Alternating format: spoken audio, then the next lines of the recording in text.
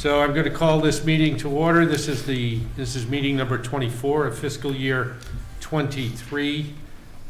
Today is Monday, March 13th, 2023. Pursuant to Chapter 107 of the Acts of 2022, this meeting will be conducted in person and via remote access in accordance with applicable law. This means that members of the public body, as well as members of the public, may access this meeting in person or via virtual means. In-person attendance will be at the meeting location posted on the Advisory Finance Committee website, and it is possible that any or all members of the public body may attend remotely, with in-person attendance consisting only of members of the public. The meeting may be accessed remotely via the link posted on the aforementioned website. When required by law or allowed by the chair, persons wishing to provide public comment or otherwise participate in the meeting may do so by in-person attendance or by accessing the meeting remotely, as previously mentioned. Additionally, the meeting will be broadcast live in real time via Westborough TV, Verizon Channel 28 or Charter Channel 192, and concurrently recorded and as soon as possible after the meeting posted on the Westborough TV YouTube site. So welcome everyone. The first order of business is approval of the minutes of March 9th, 2023. Can I have a motion to approve, please? Motion to approve. Second? Second. Any discussion?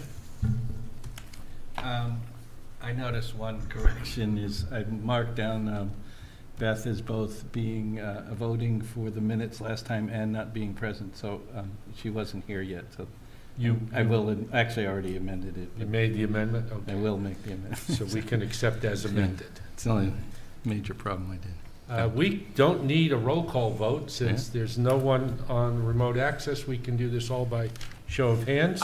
So all in favor? None opposed? 600. 600. You're going to go fast tonight. Yes, we are. We do have a guest tonight, Acting Town Manager Deborah Ledoux. And we're going to be asking Deborah some questions about Article 30. So Deborah, can you?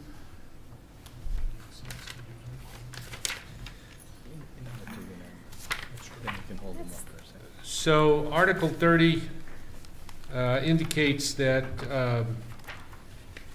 in accordance with Mass General Laws, Chapter 41, and Section 110A, it authorizes the clerk's office to remain closed on all Saturdays and to treat Saturdays as a legal holiday for purposes of calculating the time frame for filing matters in that office or take any other action relative thereto. That triggered a lot of questions. It did with me too when I read it, what you were reading. Okay. So basically, the cutoff for voter registration, it used to be 20 days. Our legislators shortened it to 10 days. The 10th day prior to a Tuesday election, especially the local elections is what we're referring to, falls on a Saturday. So what this means is our office has to open on a Saturday. It's typically we're staffed with one person in an empty town hall, which would be me. I hesitate to have my board of registrars here on a Saturday, any one of them by themselves. We're cooling the town hall, we're heating the town hall. It doesn't make too much sense. The ways to register to vote now, every time you go to the registry of motor vehicles, you get put into the voter registry. Every transaction through the registry of motor vehicles, even when you turn in a license plate, they put you into the voter registration, transitional services, any type of rehabilitation services through the state. So this only applies for town elections. So it's the every other year when the only election is a town election, and what it does is allow us to not have the last day of voter registration be on a Saturday. It makes it the Friday. So this article only applies to town elections, not state or federal election?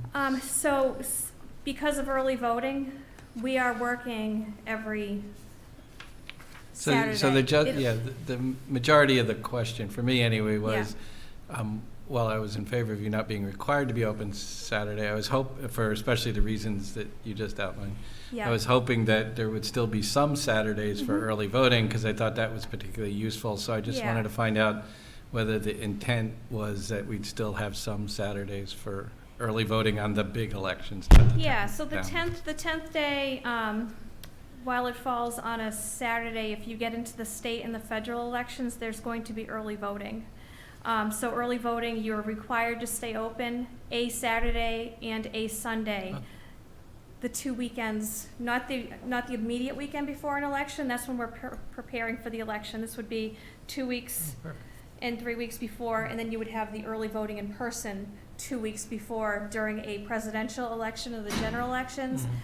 For the primaries, it would still be a weekend and then a full week of voting in person.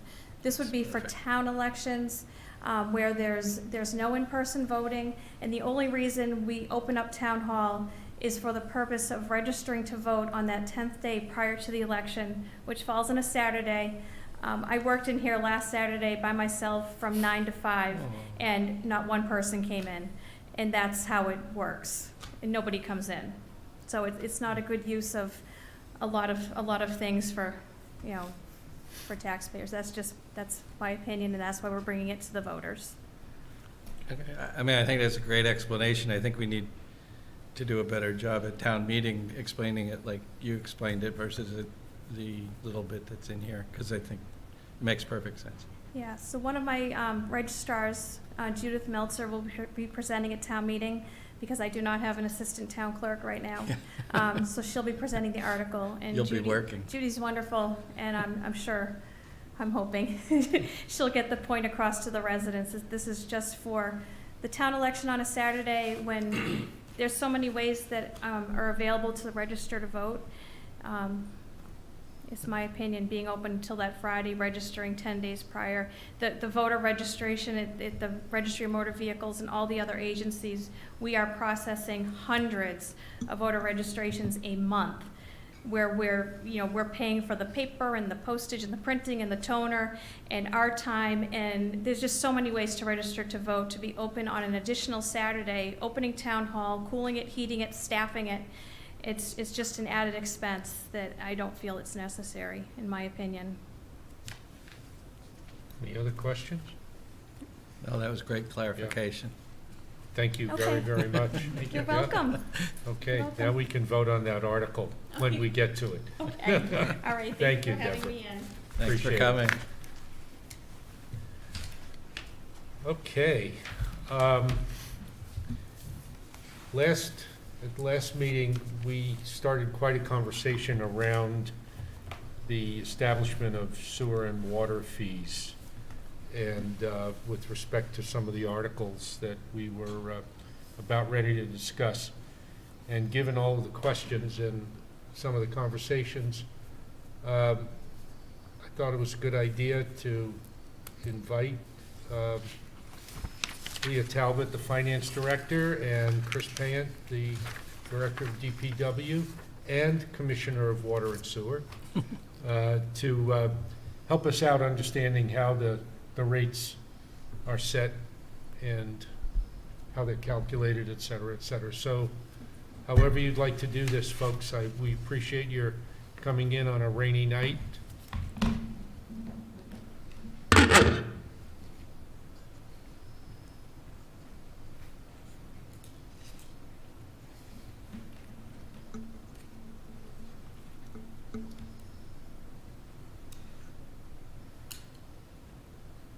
I was just gonna say, and I have no idea how to do this, but Magic. it went Magic. there. It worked. Yep, You're all right set. there, yep, Right there. yeah. John, do you have a visual on this as well? John Arnold? No, I can't see it. Oh. That's up to 8. That's okay. I mean, it looks like there's nobody from Westborough TV, so that's okay. I'll just listen along. Okay, thank you. It's probably live then. No, sorry, Westborough TV is here, and they're logging on now. are they logging? Oh, yeah, they are. They're logging on now. Let's, So you Give 'em a want me to wait, moment. or do you want me to? yeah. Do you want me to wait? Yeah, if you wouldn't mind, just once.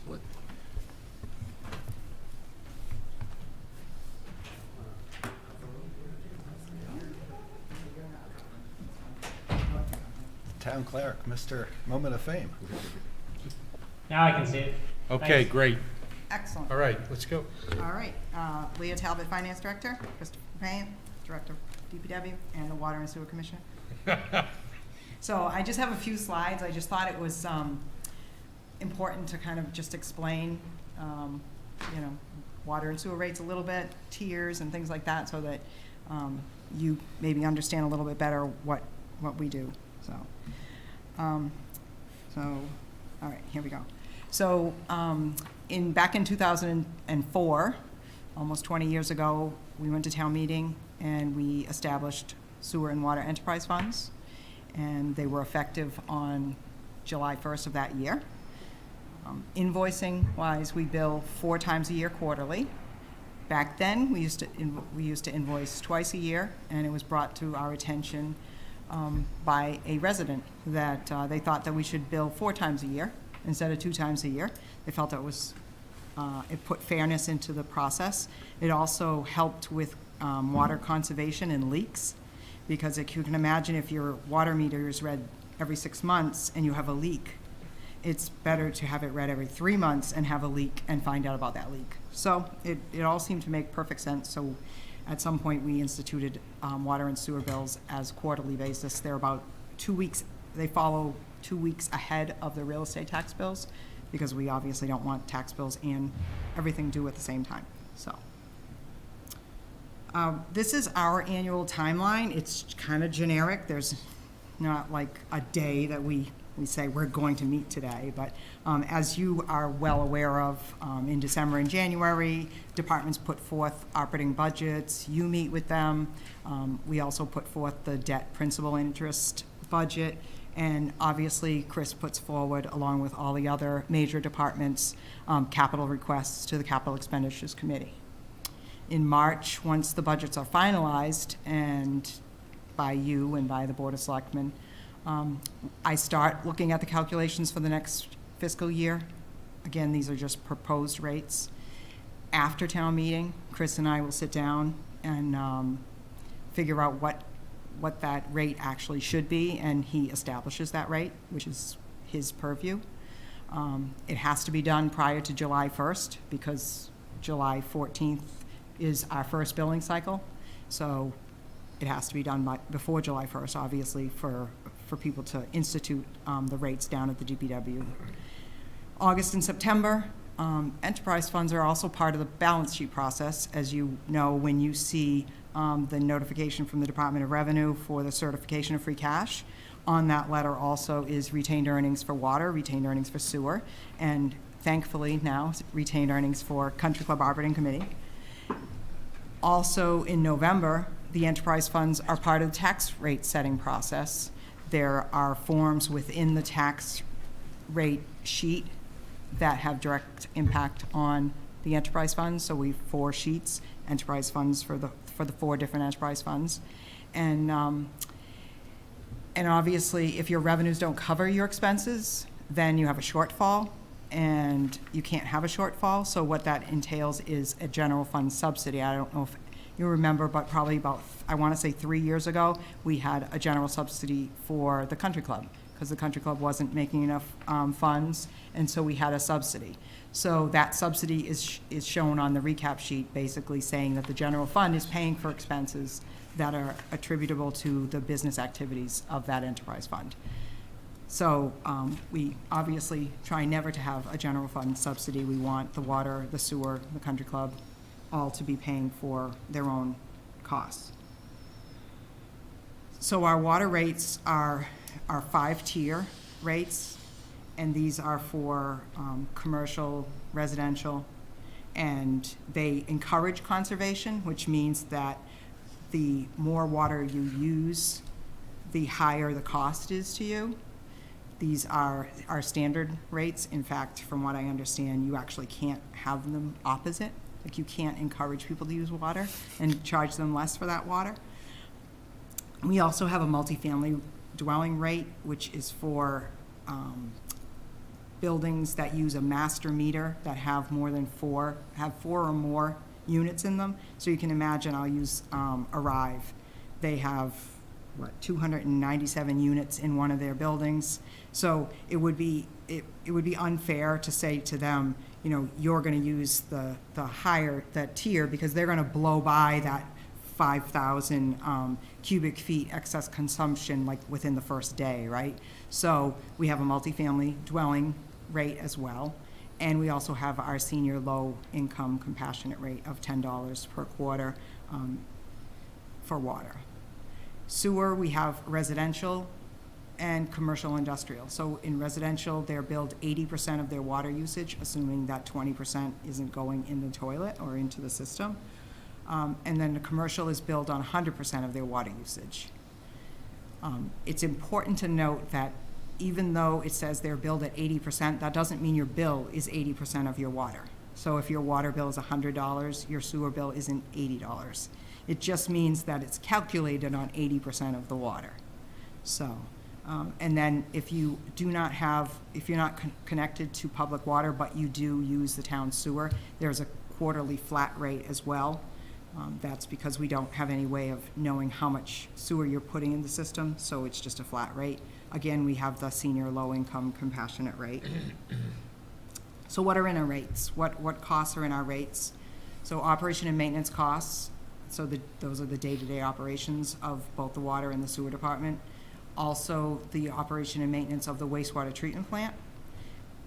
Westborough's costs are about 38% of those expenses. We have to appropriate them all, so that's why you see that almost $6 million in fiscal '24. We, as the town of Westborough, have to appropriate it. It's in the agreement, it's in the contract that we signed many years ago. So Westborough appropriates all the money, Shrewsbury and Hopkinton pay us their portion, and Westborough ratepayers, sewer ratepayers, have to come up with the other 38%. Debt and interest are also in the rates, which are 100% of the water and sewer, along with 38% of that treatment plant debt costs. There's also a charge within the rates for soft costs, indirect costs, which is basically time in the treasurer collector's office, my office, human resource office, the benefits, so the insurance benefits and such for their employees, postage to send out the bills, and a portion of the annual audit every year. We also have infrastructure and maintenance costs that are in those rates. Each year, as you are all well aware of, we appropriate retained earnings from to cover capital costs. Those capital costs are brought forth in the capital planning committee, and everyone is fully aware that we use retained earnings to pay for those things, unless they're really large, like the PFAS, $6.4 million. Obviously, we have to borrow that. But our intention is to try to borrow as least amount as possible, because if you're talking about infrastructure costs that you're doing on an annual basis every single year, they're not really borrowing their costs for every single year.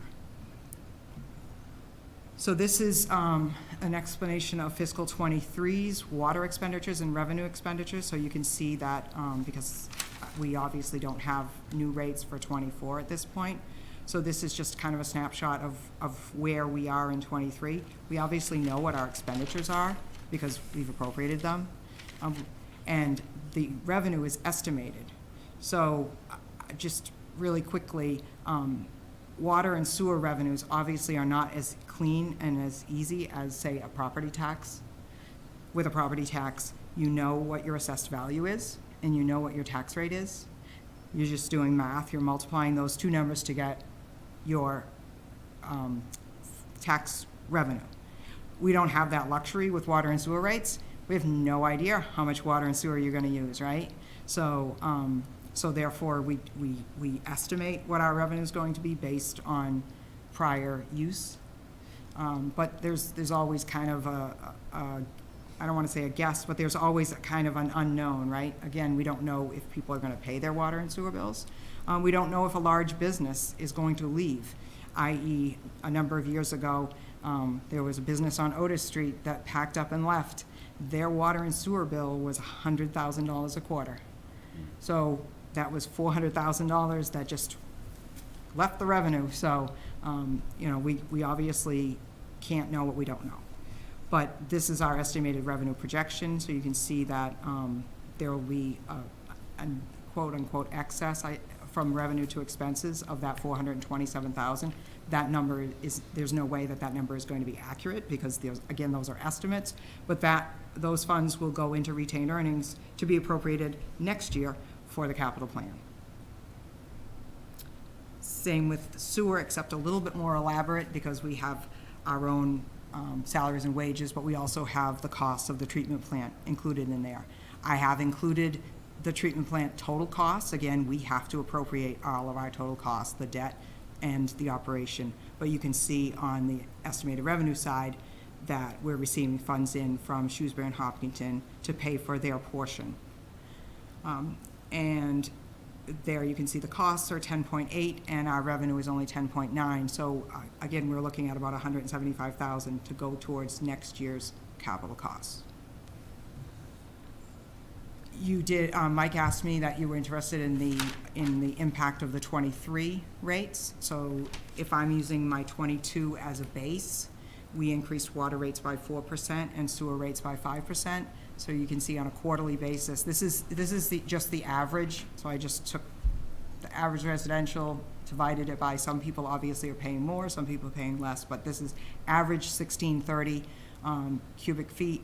And so you can see that the increase for water was $3 over the quarter and $5 for the sewer, and for an annual cost of $12 and $21 respectively between fiscal 22 and 23. Oops. Oh, man, I lost my thing here. Yay. All right. Walter?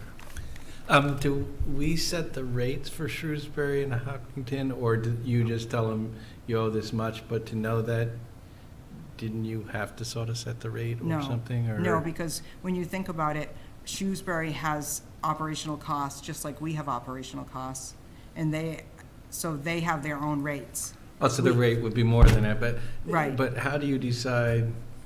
So your estimate to them is, I forget, they're 52% or something for Shrewsbury Right. of the operational costs, or something like that. Right. Of the, So just the treatment plant. So the wastewater treatment plant handles that. Yeah. They create invoices. They send Westborough an invoice. They send Hopkinton and Shrewsbury an invoice, and they know ahead of time what the budget is going to be, because they know how much we're appropriating, and so they know approximately how much they're on the hook for. If we know we're on for 38, they're on for the rest, and so they set their rates for that. What they have for rates is not. Yeah, their has- actual rate It's, yeah, can be more or less. all Well, it I can't be care less, is that probably. they send us a check twice a year for the costs. But they're actually billed on actual, the actual No, use. they're billed on the budget. So they're They're billed billed in on- the oh, same so they are billed calendar on the year. budget. So we receive their funds in the same calendar year as we're And if expending. they're So- overbilled, so it it's- goes into the enterprise fund that could be spent elsewise. What was that? Anything that was extra would just flow. I No. don't want to call it into free cash. So, no, not for the wastewater treatment plant. So the Okay. wastewater treatment plant is kind of separate. Okay. It's included in our rates, but it's not included in our enterprise fund. Ah. So that's that question that people always ask, like, why isn't the wastewater treatment plant included in the sewer enterprise fund? It's separated out. So I separate out the costs in your booklet. If, on that page, you'll see that I put the debt for the wastewater treatment plant. I separate it out so that you know what it is, but it's appropriated in the general fund, because it's 57% of it or such is not really the sewer ratepayer of Westborough, right? It's the town of Westborough, so we keep it separated out, and we charge Shrewsbury and Hopkinton for their portion. So the money that comes in So from. if, for instance, there's money left over in the wastewater treatment plant's budget at the end of the fiscal year, that does not go to the sewer enterprise fund as a retained earning, because it's the wastewater treatment plant's funds, and what actually happens is it's used as a variance the next year and apportioned by the three communities. So let's just say they had $100,000 left, then it's kind of like a credit. Like we'd get $38,000 worth of credit for the next year. And so there's always a rolling variance.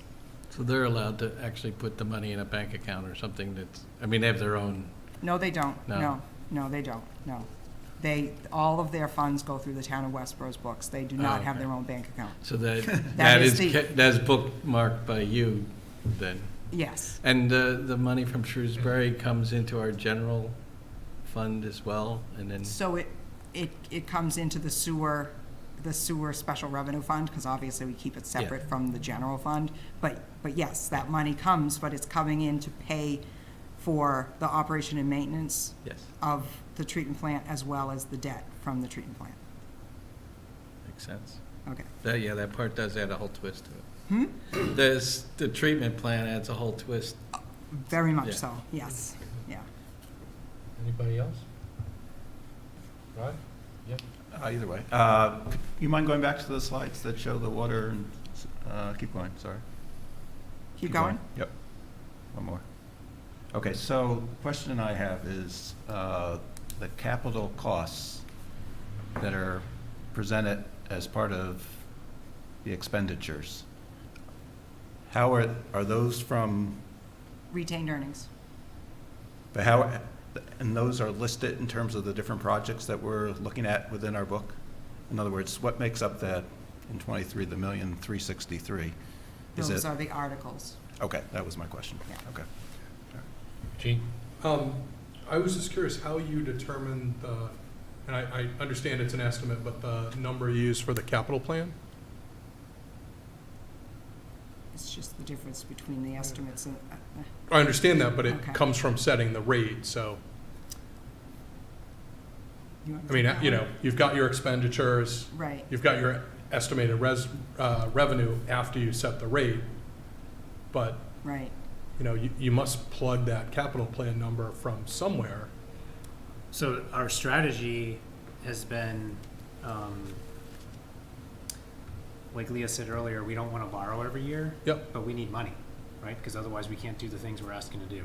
So what's the number that is reasonable for us to build into this that generates that cash to pay for the projects we're doing? So we've, like I have in my head a target that we haven't gotten to, but I think, you know, our capital plan is based on a target of give or take $1 million a year to indefinitely to do the maintenance we need to do.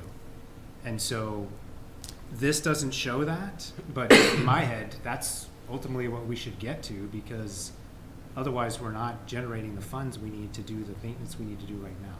And is that $1 million both on the water enterprise and on the sewer enterprise? Yes.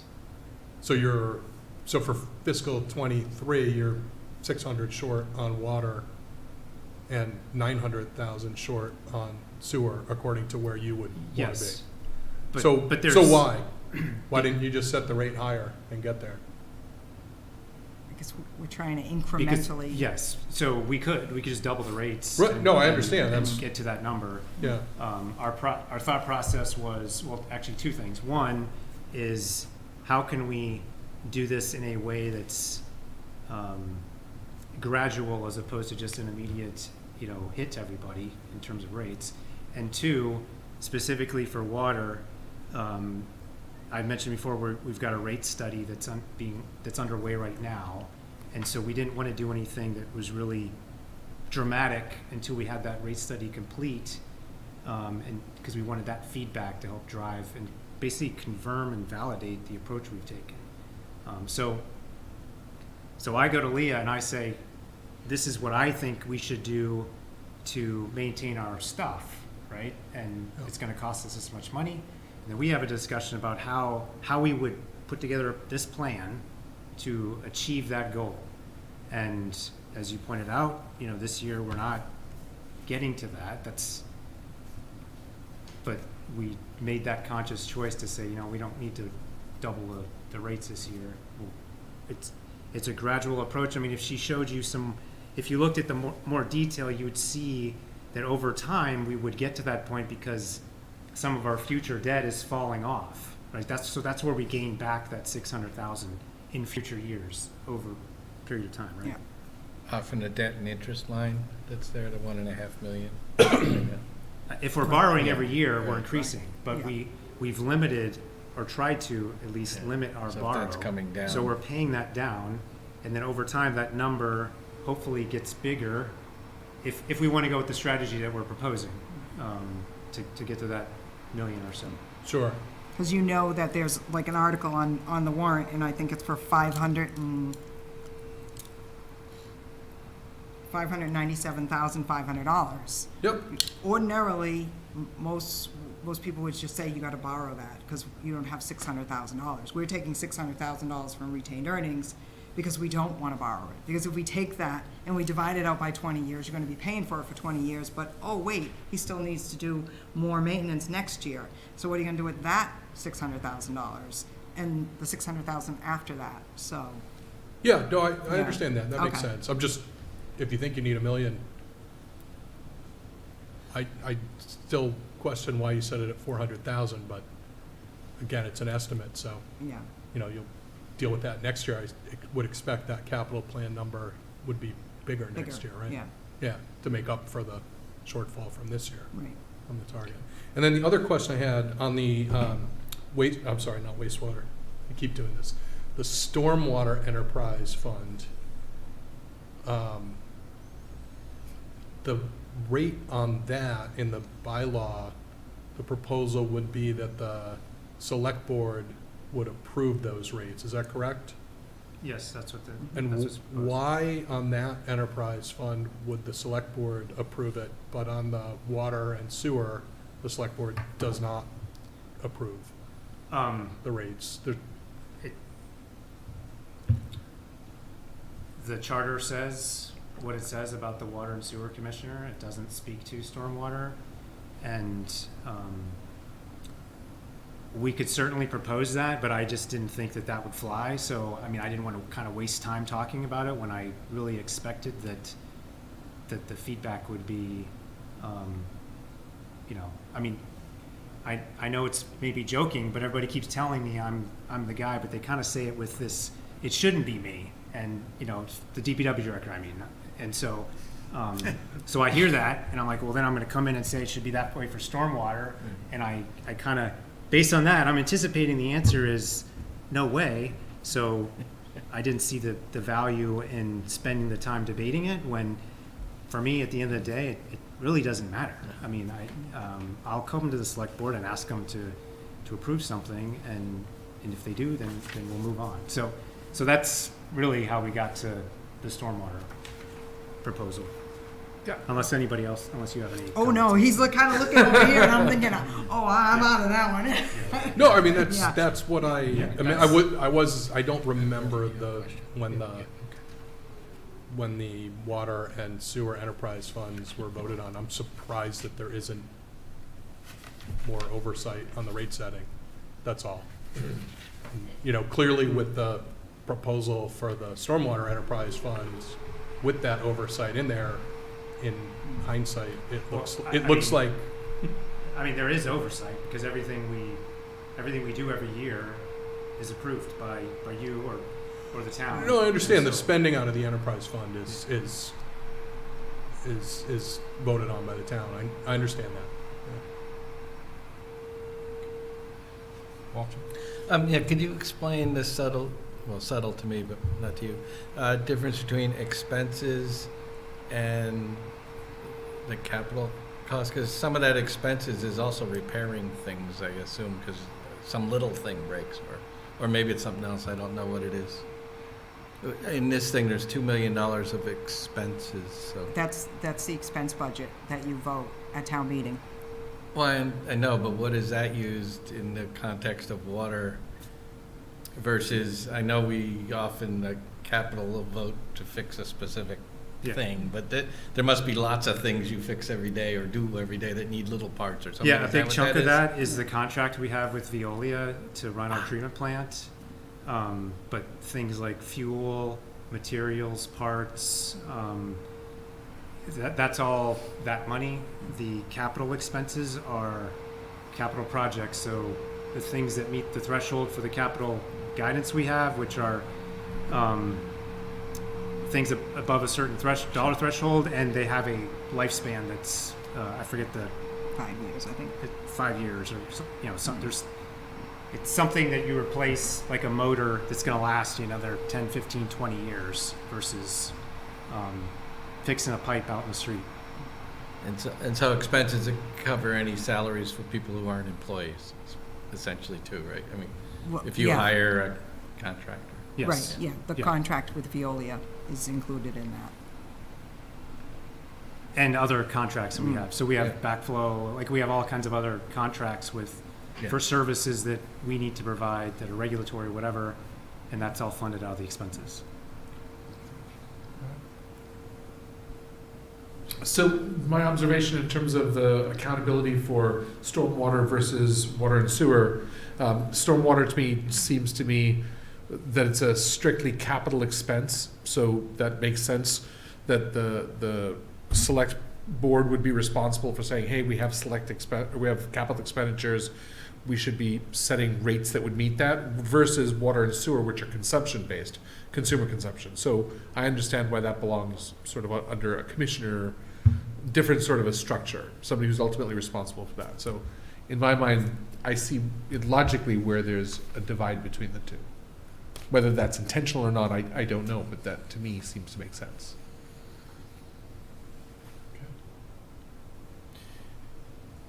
So the main reason I asked the question is similar to the way we look at articles and see how they affect the budget. I guess my question for 24 is how do we expect that the capital costs that are in our booklet right here will affect our 24 rates? So the capital costs themselves are coming out of retained earnings,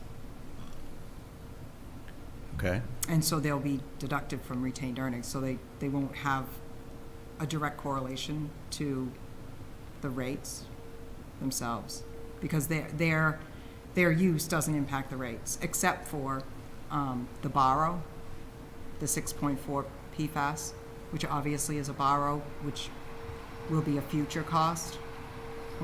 We're unsure of when that future cost is. I can't tell you because I don't know when the project will be completed. It's through the state revolving loan fund, so the Clean Water Act, and they don't borrow money until the project's done. So we could be looking at a rate increase of maybe 5 to 7%, but not until probably 26, 27, could be out as far as 28. And we also have been told that there's a possibility of not only interest forgiveness, but principal forgiveness. So it may be that we never have to pay for the 6.4 million, or maybe we only have to pay for half of it. So it's unclear as to what that cost is. So I guess my question then is there a way to anticipate what this chart looks like for next year? Yes. Yeah. I mean, our assumption is that our water and sewer rates are probably going to stay on track to increase the 4% and 5% respectively. Okay. Walter? So it's fair to say that that 1.363 was when you did this last year, Chris already had a capital plan for this year, sort of. So those are sort of the articles that we're seeing. Those are the articles that are on town meeting and the articles that we've already approved. Right. Right. So when we approve them for whatever gets approved will fit in that line item? Right. That's what. And if Right. that's we the point didn't, I was if we didn't Yes. approve it, you'll have a surplus of some sort. Right. If nothing gets approved at town meeting, then that 1.3, or a portion of that 1.3 would go away. Gotcha. Okay. So since we're talking stormwater and borrowing, based on the conversation we had last week, Article 21 is a need for $1,085,000. We voted on Thursday to make that a borrow.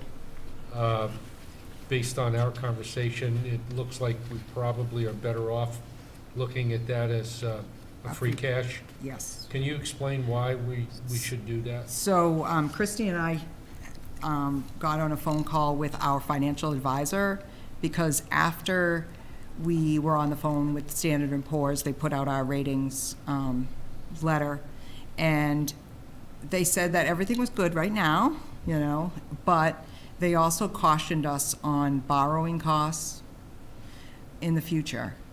And so we spoke with our financial advisor and said, you know, would it be prudent to borrow the $1 million as opposed to drawing down our free cash, or would it make more sense to use the free cash and not borrow?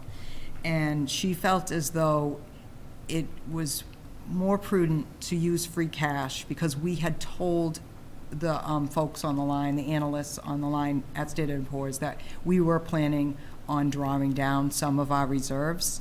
We explained that we were at our 15% threshold, and that it was definitely seen by most people that we should probably use some of our free cash for articles and capital projects. And so what we did, so when we made them fully aware of that, is basically what she was saying. And so she said, but they said basically your borrowing has to come to try to come to a stop. We did tell them about the Hastings School borrow, so they're fully aware of that. But she felt it was more prudent to use free cash and draw down our free cash to, it's going to be about 12.5%, which is well within our fiscal management policies, right smack in the middle. And then we wouldn't incur more debt to kind of have them say, oh, here they go again, more debt. So that was her recommendation to us. And so therefore we gave that recommendation to you to see if you wouldn't change your vote and that $1,085,000 to free cash instead of borrowing. Can I just add on to that? Yeah, please. So I know the decisions are made based on the financial calculations that Leah just described, but another aspect of it that is certainly not as significant, but it's an impact, is that we asked for $1 million, and we can only borrow that $1 million at a certain time during the year. And so the timing of when we actually do the project, when we get the bid, how much, so we estimate it's $1 million, but it might come back at 800, who knows, right? And so we don't have to borrow $1 million, we only need to borrow 800. But if the timing of those decisions isn't in the sequence that allows us to make decisions before we get to the borrow, then we have to default to what we think it is, like what the most is. So we might borrow $1 million, but then we find out 2 months later that it's only going to cost us 800, but we borrowed $1 million because we didn't know, right? So the free cash gives us, more flexibility, because if we don't spend it, the town keeps the money and we're not paying interest on it. So I know that's a little bit more maybe in the weeds, but it is a factor. Like we are paying on money from the past that we borrowed, that we borrowed more than we needed to at the time, but it's too late. Now we're paying on it for 20 years. So something to think about. Yeah, please. So we're rescinding 1.2 million in borrowing, so I don't quite understand that concept of them telling you to be careful because we're borrowing too much, because we don't seem to be borrowing much at all this year. Our debt ratio, it's not about this year, it's about cumulatively what our debt ratio is. I apologize, I don't have our debt ratio, but they're looking at, we permanently borrowed $11.1 million, and then we went back out to market and we borrowed $65 million in short term. And they're looking at that as a lot of money. So it is a lot of money. So they're cautioning us that in the future, that AAA bond rating that just got us a 3.04% short-term note instead of the 4.5% that we were projecting.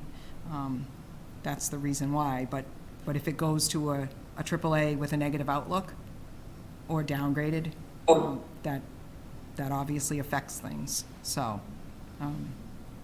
although $1 million seems not like a lot of money when you're looking at borrowing, It's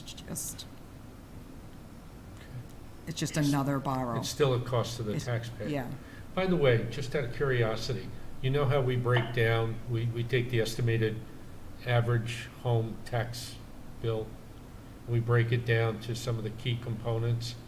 Can that be broken down easily to show the annual cumulative effect of borrowing? You know, you don't have to give me an answer give us an answer on that now. We can, well, we're just trying to identify. so in '24, though, I have to say, I Yeah. was just telling Chris this downstairs, that our debt strategy is actually working. So in '24, we're actually raising and appropriating through the taxpayer that's not Pulte, the exact same amount that we appropriated in 2020, which is what our debt strategy was for, and Yeah. our fiscal management policies stated. And anything above that 2020 is being covered by the Pulte Capital Improvement Fund that we're getting from those taxes.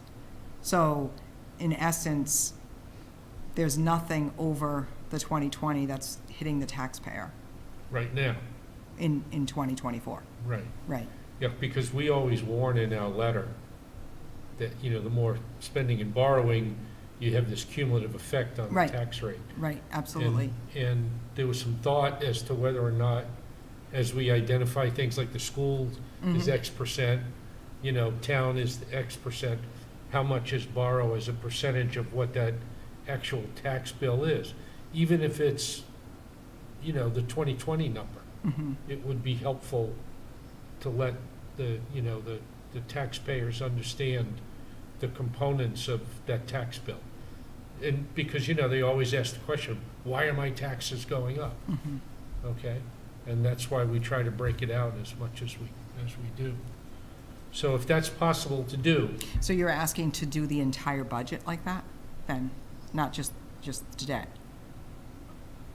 well, no, I'm just looking at when we publish the estimated tax rate, Mm-hmm, right? And we said this year, for example, 109,000 was attributed to this. right. 353, sorry, not 109,000, Yeah, I know what you meant. 109. No one else did, but I did. 353 was attributed to schools. Right, 168 was attributable to town expenses. right. But what I'm saying is that for debt, it would be zero.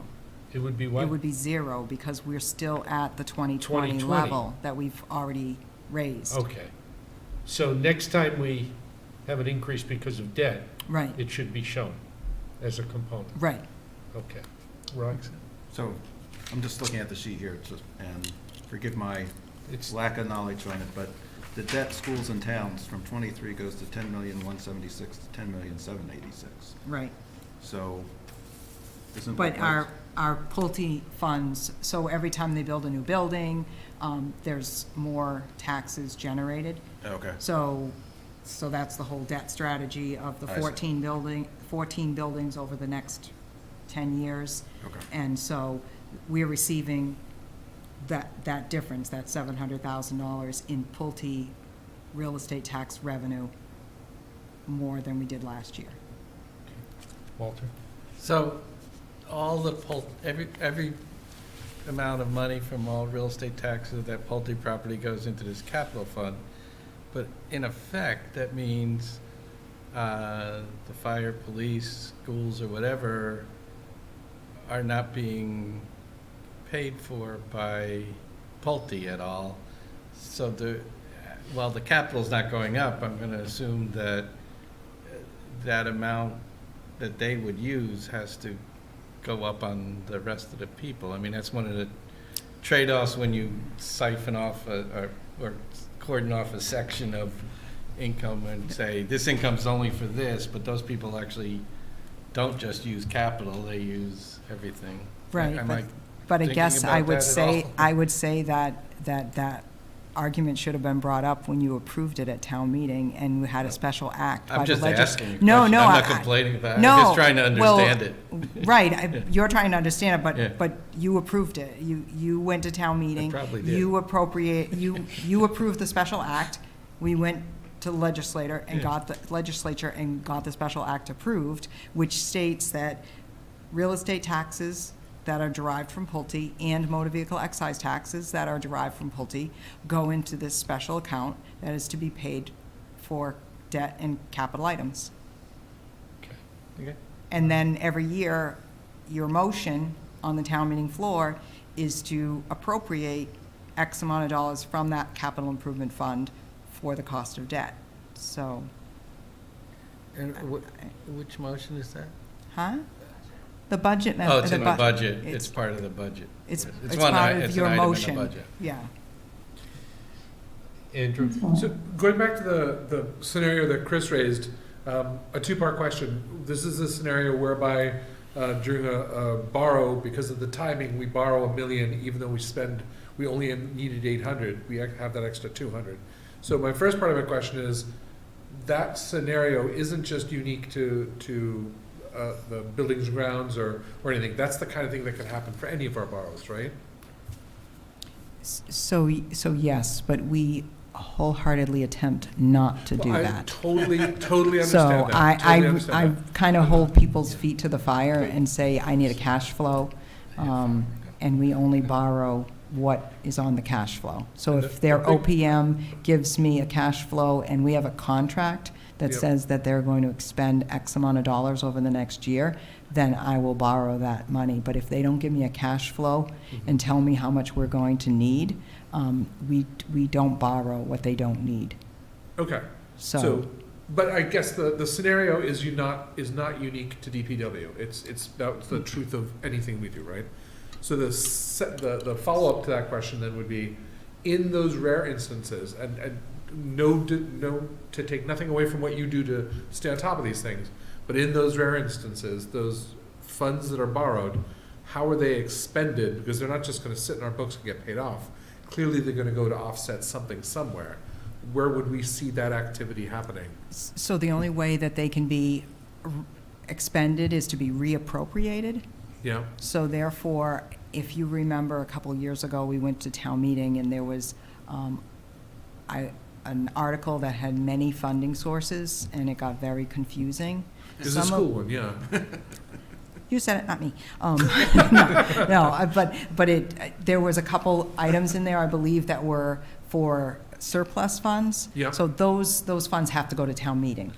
Got it. So if, for instance, what Chris's explanation happened, that $200,000 would have to go to town meeting, and it would have to be appropriated for something that could have been borrowed for a similar length of time. And those seem like very rare in the 5 or 6 years I've been doing this. That's the only one that occurs to me that I've seen that sort of verbiage to. So clearly, whatever you're doing to stay on top of it.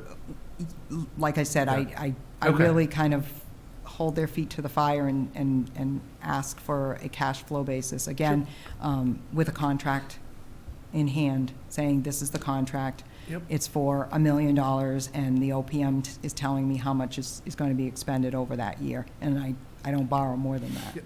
I appreciate that. Thank you. Yeah. Beth? Can you hear me? Yes. So Andrew, it has happened before, but generally for smaller leftover bits, not this huge $1 million fund. So you have seen it and it's been, oh, that's easy, we'll take that back. Leah, I have a question now I have to word it correctly, I apologize.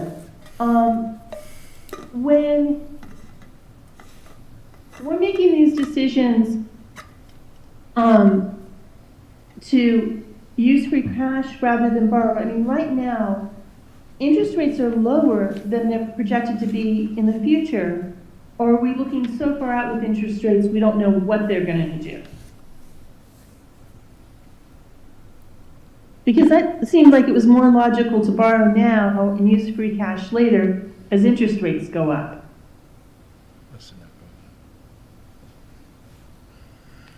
Do you want to take that one? town manager is here, Beth, and she'll be happy to answer that for you. I actually don't She have has a good. crystal ball. I don't really have an answer about interest rates. I guess I just wanted to No, clarify. Well, I just wanted to clarify that. I know you said that you approved it as a borrow. The motion will be for free cash. And I just want you to remember back to when we did the budget hearing and the budget summit, when we showed our use of free cash. So we've always shown you the balance, but this year we showed you that additional bar that showed how much we're using. And that article, that 1.085 million was inclusive of what we were planning to use for free cash. So we put it on the warrant, with the option, because we had some free cash articles that were still listed as a sum of money, and we didn't know what those would be. So, for example, the one to fund the FY23 union contracts, the Hockomock Pond, the BWALT article. So that's why we left it on there more open. But ultimately, when the numbers came in, and then more importantly, when we talked to our financial advisor, the use of free cash for this article made sense and was encouraged. So I don't have an answer about interest rates. I mean, it's not that we're not going to borrow. There's other borrowing articles on here. Our advice from our financial advisor was not to add to that if we didn't have to. But you can appreciate, and everyone can, all of the information that we have to digest from multiple sources during multiple times Yeah, of the course. year. So you'll have to forgive us if we forgot that was included. That was not the intent of my comment. I just know. wanted you to know that this And we has were given been. the option, and we took the option we thought was best. Sure. And we're happy to change our vote on Yeah. that. No, I just wanted to make sure that you were prepared for the motion to be free cash if you hadn't had that discussion. Certainly understand that things are forgotten. I just wanted you to know that this has been this has been the plan all along. This isn't new. So if you look at that, if you go back to that chart, it's not, that 4 million isn't going up by $1 million. It's inclusive of that 4 million. That's all. Is Fales School, when does Fales come online for the borrow?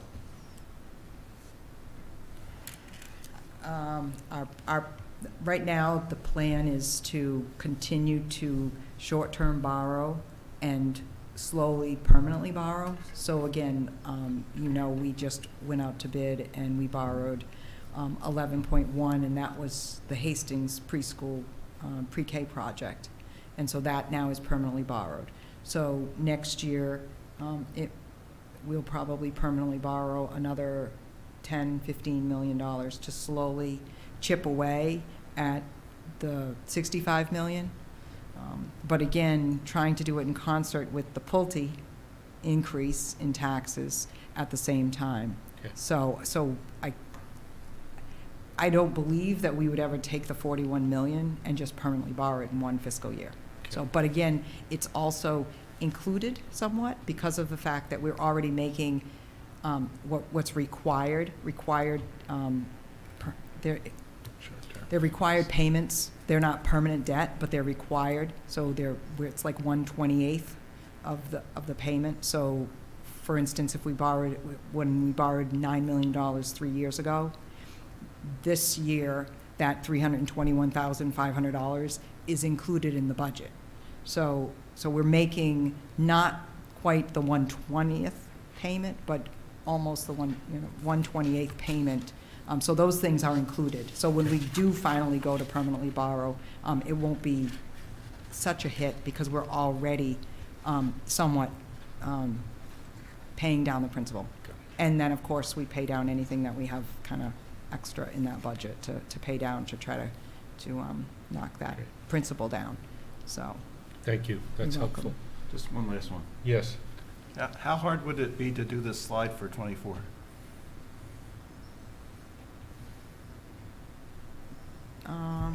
Well, How it's, accurate do you need it? so,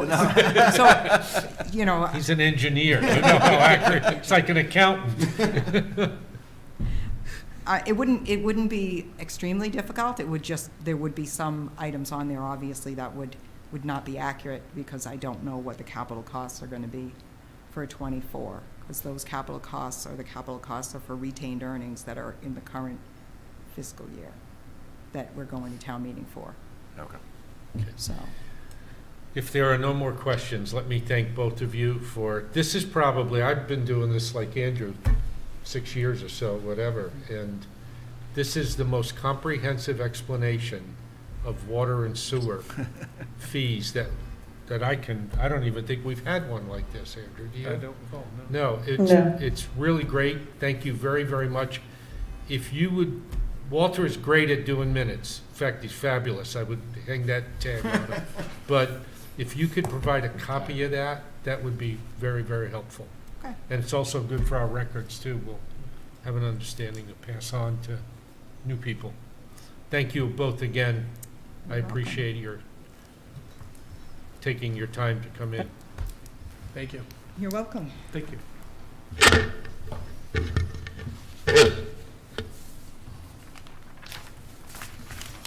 Hey, Beth. Hmm? No, not Beth. Oh, do we have any exposure to Silicon? Silicon Bank. Silicon Bank. Do we have any known exposure to Silicon Bank? No, we don't. Okay, good. Good. That was the bank that did my startup. Oh, Might as well ask First Republic too. Bankrupt themselves. First Republic, It started No. bankrupt. no. Or $3 million. Okay. There's another one. That's the kind of thing they do. We Go actually, ahead and check out. I should let Linda talk, but she's not here. So we get a, what's called a Verizon analysis, and they tell you the grades of different banks and which ones to not put your money in, so. Okay. Yes. Thank you. It's more for venture capital. More for, that yeah, I price know, but the ripple than effect towns. through, you know. Everybody, thanks again. Chris, good luck tomorrow What's tomorrow? with the storm. Oh, With the watering you sewer. stay up all night tonight practicing? Thank you. Okay, yeah, I want to tell you, I thought that was extremely comprehensive. I mean, I just never saw that before. Yeah, no, it was good. All your It's- questions should be Thank you, answered. Ron. I know, it's like, all the thing, I've been digging through this, trying to find those numbers, and And now there it's they all in are. one place. And we'll get a copy. Okay, so Okay. we have to pick up voting where we left off, Unless you want us to or it can go, we can Start on take it. you take us revoting through, please. 21, maybe, Yeah. the stormwater, but for free cash? Yeah, okay. You can make, Okay. Let me just get a little organized so I can get the voting, switch from one mode to the other.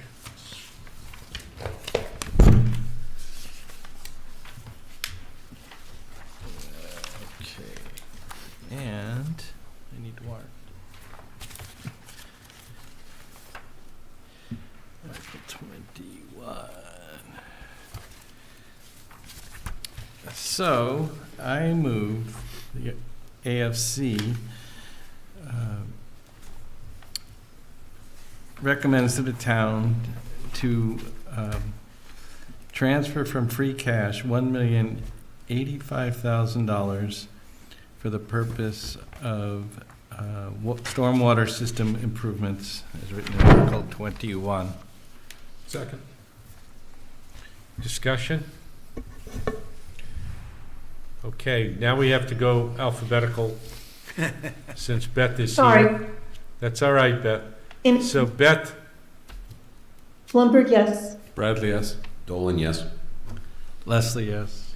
McMahon, yes. Shafford, yes? Moretti, yes. Okay, so tonight we have what? Seven. 7 of us? 700. 700. And that. So we're not going to the same procedure with the same two people, Walter and, Yes. Yes, but if you'd Okay. like to make a different motion, please do so. Okay, thank you. Okay, Article 22, or do you want to go back? oh, are you, I'm, you want me to put a motion in, are you? Sure. You ready now? Sure. Oh, well then 21 was the perfect one to start with, Yeah. where 22 comes next. yeah, I was thinking of the ones at the end. Okay. 22. Okay, it's all water retained earnings. Okay.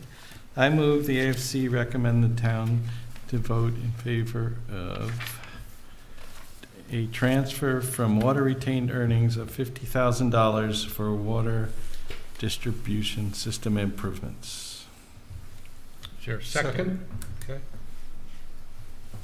Discussion? Move to a vote. Beth? Lundberg, yes. Bradley, yes. Dolan, yes. Leslie, yes. McMahon, yes. Shafford, yes. Moretti, yes. 700. This one's a long one. 23, town water system treatments. Okay, do you think I have to read all the text, or can I just do No, the just money make and the what's motion. written in the warrant? Okay. Yeah. I move the AFC vote, recommends the town to vote in favor of, this is borrowing a cost of $6,400,000 for water treatment system improvements as written in the warrant. Second? Discussion? Did you say borrowing? I did say borrow, isn't this is It the just says- 6.4 million? Yeah. Yeah. It says appropriate. Okay. Isn't appropriate bar? No. Well, that's no, not. it says bar, in the rest of the article, it says borrowing or otherwise. Yeah, okay. Borrowing or otherwise, Or if you'd otherwise. rather me say. Well, I don't want to have to go back on Yeah. Thursday and change the vote again. I think that was partially because we may never have to borrow some of it. Okay. I'm comfortable with either language. I don't know how we don't get in trouble. We could ask John, he's here tonight. He wasn't here the other night. We've always He recommended has that. an idea. John? Yep. So, Well, I mean, if you don't know what the motion is, which article are you on? 23. And what's the wording of it? Well, we're not sure of what the motion on the floor is going to be, given the discussion about borrowing this evening. And the wording of the article is that the town will appropriate, $6,400,000, and the amount shall be raised by borrowing or otherwise. Well, in that So, case, you sort of need to know what the motion's gonna be unless somebody wants to take a guess. I mean, typically, 6 million would be a borrow. Okay. But it doesn't have to be, so you could always just take a vote to approve what you think it's gonna be, and then you could always re-vote on town meeting floor or redo it before you publish the booklet if you want it. all right. I'm fine with that. Then I'm fine with the motion as it says. Okay, so the motion was to borrow, I guess. Yep. Okay. All right, let's go to vote. Beth? Or is there any discussion? Lundberg, That yes. was discussion. Oh, okay. That was the discussion. Okay. Bradley, yes. Dolan, yes. Leslie, yes. McMahon, yes. Shafford, yes. Moretti, yes. 700. 24. Yep. I move the AFC recommend the town vote in favor of a transfer from water retained earnings of $597,500 and transfer from sewer retained earnings the sum of $37,500 for the purpose of town water supply infrastructure improvements. Second? Discussion? No discussion, we'll move to a vote. Beth? Lundberg, yes. Bradley, yes. Dolan, yes. Leslie, yes. McMahon, yes. Shafford, yes. Moretti, yes. 700. 25. Okay. I move the AFC recommends the town to vote in favor of transfer of $200,000 from sewer retained earnings for the purpose of town sewer system improvements. Second? Discussion? I have a comment on this one, and that is, I'm concerned that this is a multi-year expenditure with $200,000 this year and then $200,000 expected to be expended over the next few years. And I don't see, I'd like to see a more concrete timeline in terms of what's being spent and what the deliverables are. As I understand it, this is saying this is $200,000 to make progress. I don't fully see what the end game is out of this $200,000. And forgive me for not asking Chris while he was here, but I just, this seems very loosey-goosey to me. It's a Okay, technical term. Do you, very technical. do you actually think this isn't the money that they need to update the plan, and that's the total of the money they need to update the plan? You think every year Yeah, they need it? yeah. Oh, I didn't- I'll take a quick look while we're looking. But All right. if you look at the capital expenditures, Capital expenditures, Beth. sorry. Okay, I thought this was just like regular maintenance, like, thank you very much. You know, we've got a huge sewer system and we're gonna do $200,000 a year No, forever. No, this is a It's- plan. it's clearly working on an assessment and a plan for the stuff, not actual doing it. So this is, in our book, Oh, it's think. expected 200,000 for What's '24, the page number? 304. 200,000 for '25 and 200,000 for '26, and I believe we've already spent or allocated 200,000 in a previous year. yeah. So it's a multi-year thing. Right. Yeah. Okay. I guess it's all indicated for feasibility and design, if I'm reading the right one. Page 304, you said, correct? Yep. Okay, so you asked for an identification of what that 200,000 was for, Is, with more is, specificity. is there a deliverable associated with what we're spending this year?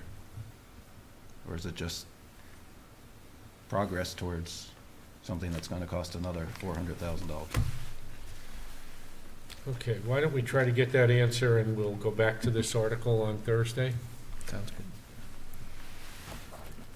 So this is 25, we're gonna hold.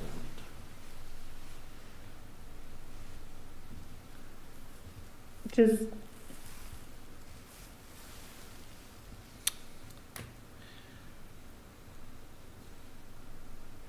Okay.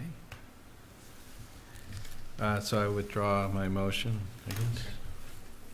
Let's move on. Okay, 20. is the article the same? What's that, Beth? Is the next article essentially the same? No, the next article is what you were talking about. Okay, Yeah, then, right. The next article was, instead of every year voting to replace one grinder and two things, we just say, here's some money, you can plan on it, you Yep. know, for what comes up, Mhm. I think. Okay, let's move it. Okay, sorry. I move that the AFC recommends the town to vote in favor of a transfer from sewer retained earnings $150,000 for the purpose of sewer collection system improvements. Second. Any discussion? No discussion, we'll move to a vote. Beth? Blumberg, yes. Bradley, yes. Dolan, yes. Leslie, yes. McMahon, yes. Shafford, yes? Moretti, yes. 700, number 26. Could I just make one comment back on 25, if you don't mind? No, go ahead. So I'd be in favor of spending more money faster if it could get done faster. My understanding that this study is currently holding us up from allowing multifamily multifamily structures to be built in Westborough. And I think there's maybe needs to be more urgency in figuring this whole thing out. Okay. I'll make mention of that to Chris. But this is for sewer system study. I thought the holdup on the multifamily was amount of water No, available. it's sewer. It is sewer. Oh, okay. Perfect then. Yes, that's a good point. Mhm. All right. Will that be a manpower problem? What's that? If you went faster, will it become a manpower problem? It's a study right now. My suspicion is that Hired out. it's contracted. Okay, I'll get details for you, Beth. okay, thank you. The next one I have is 29. Were we waiting Did for we do information? 27? Yes, we voted. We didn't vote 20. on 27. The stormwater program. We didn't vote on 27 or 28. We did, they were both 7-1. Yeah, we did. Yeah. Are you sure? Yeah, Oh, yeah, we voted on 20, 7 and 28. 27 and 28. okay. So we're up to 29. 29. All right, my which is the notes were well. wrong. I'm sorry, the 29. water. But you were still Yeah, studying. and you wanted a little more I time. actually am Ready. going to have a conversation with the town manager about this article. I just want to understand, given that there's no specificity from federal or state with respect to private wells, whether used for irrigation or for drinking, potable water, that there is a guideline or something that they are using in Westborough. I'm sorry, I forgot exactly what she said it was. I want to sit down with her, have the conversation, look at what they're using, and then I'll get back to you guys on Thursday. Hopefully, we won't get too messed up by the storm. Perfect. But if you can hold off until Thursday, I should have that information. In which article is this, 29? 29. 29 with Okay. respect to the wells, or water use restrictions. Or what? Would you like a motion on 30? Yep. Yeah. I move the AFC recommend town meeting votes in approval of Article 30, acceptance of MGL Chapter 41, Section 110A is written in the warrant. Second. Any discussion? I apologize, I missed it. Did we get an answer about voting days and things like that? We did Got a great answer. we had a very good answer, actually, yeah. The acting town clerk, Deborah Ledoux, was in and explained it in great detail. And I think we were all satisfied, Beth. Okay. All right, And the answer was that, yes, they will be open on Saturday for early voting. Thank you. You're welcome. That's the part you wanted to know. And Sunday. And a Sunday. Yeah, and Sunday. okay, are any other discussion on this? Are we ready to vote? Beth? Lumberg, Lumber left us Beth, you have to hanging. come back. Looks like we lost comm with you. oh, sorry. Can you hear me now? Yes. Uh-oh. Your vote is? Yes. Bradley, you. yes. Dolan, yes. Leslie, yes. McMahon, yes. Shafford, yes. Moretti, yes. 700. All right, we did 31. Yep. We can't do, what, 32, 33, 34? So up to 35. 35. Okay.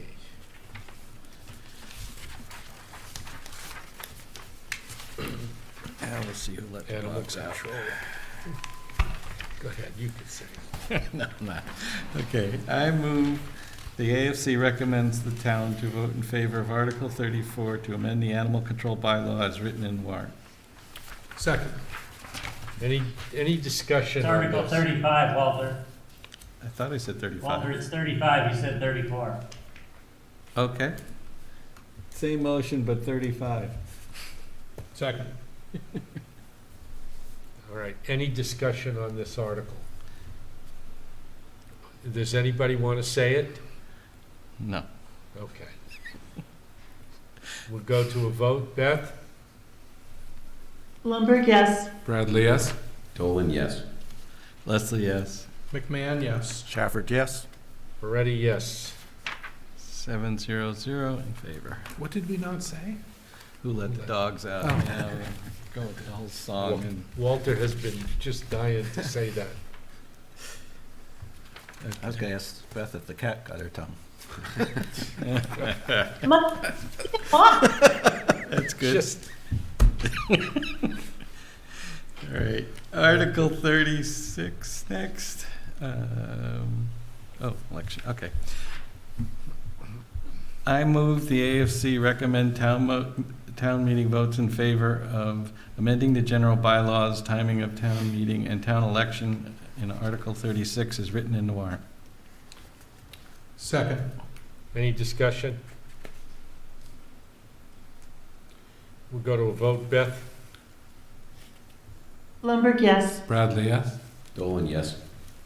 Leslie, yes. McMahon, yes. Shafford, yes. Moretti, yes. 700. Okay.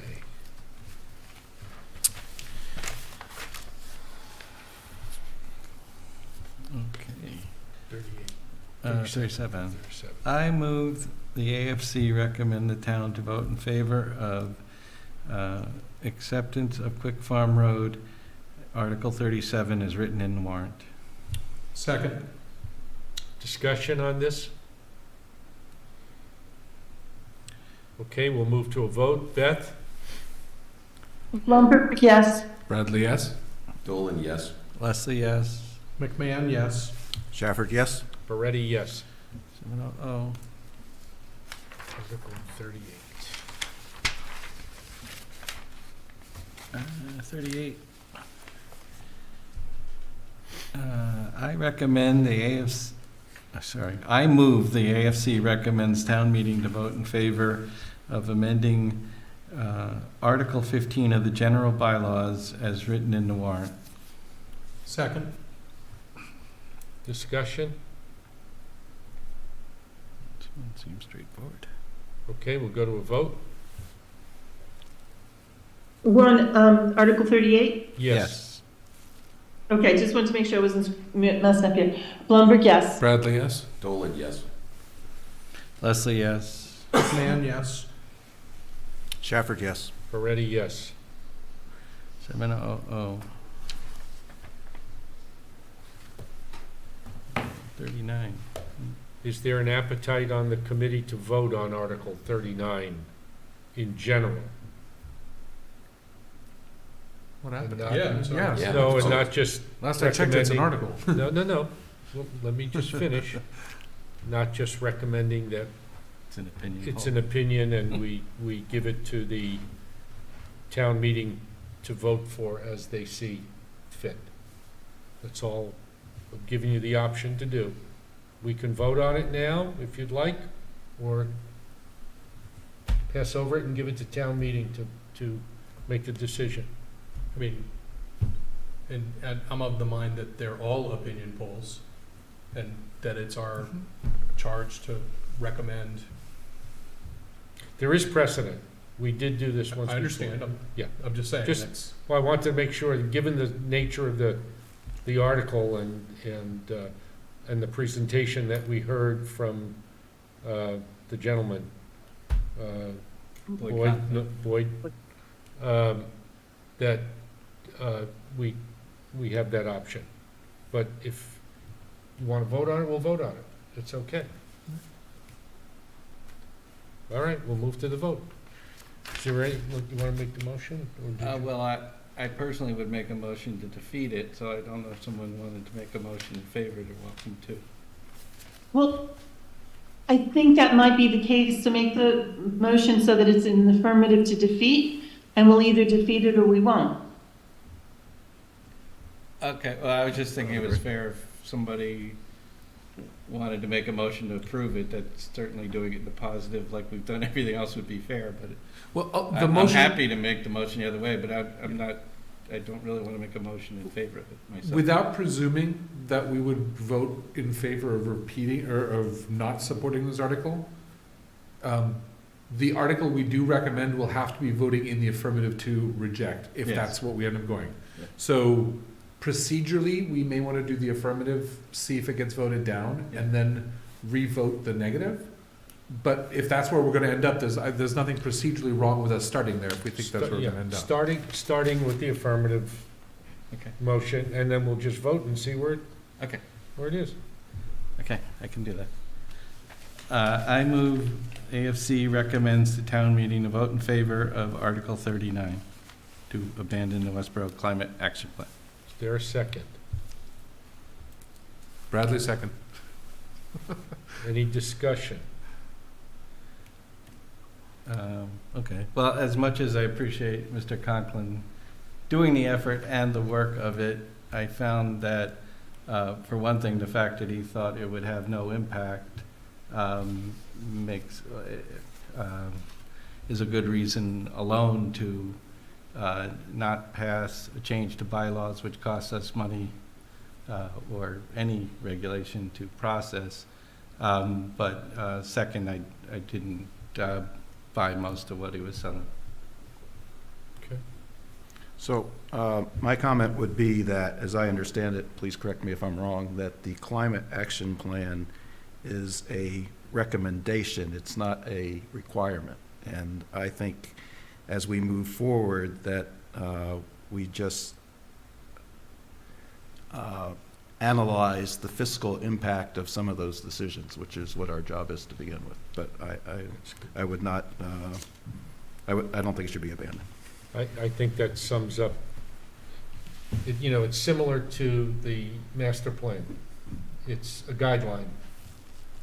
And we would deal with each issue, as you suggested correctly, that's brought up under the guideline provided by either the climate action plan or the master plan. Any other comments or discussion? Okay, we're going to go to a vote. If you vote yes, it's a vote to recommend, an affirmative vote by the town meeting. If you vote no, it is a vote against that recommendation. Beth? Blumberg, no. Bradley, no? Dolan, Blum- no. Wait a minute. What, Beth? Blumberg, no. Okay, sorry. Bradley, no? That's okay. Dolan, no. Leslie, no. McMahon, no. Shafford, no. Moretti, no.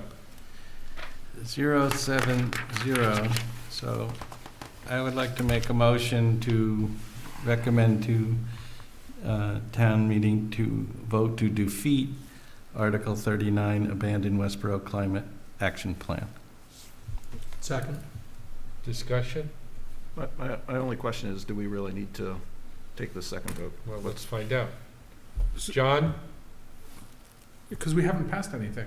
So Hang on, We would be well, making- You haven't actually made a recommendation, but my thing would have been if nobody wanted to, there was no need to have a motion in the affirmative because it could have just been defeated. So right now, the committee hasn't made a recommendation because you defeated the article. So I don't think there was no need to entertain a motion in the affirmative. I just didn't want to jump in and tell you what to do at the time. Well, that's okay, All the John. committee has to do is, all the committee has to do is make a recommendation. If the majority of you want to recommend to defeat, just go for it, There is no right way to do it.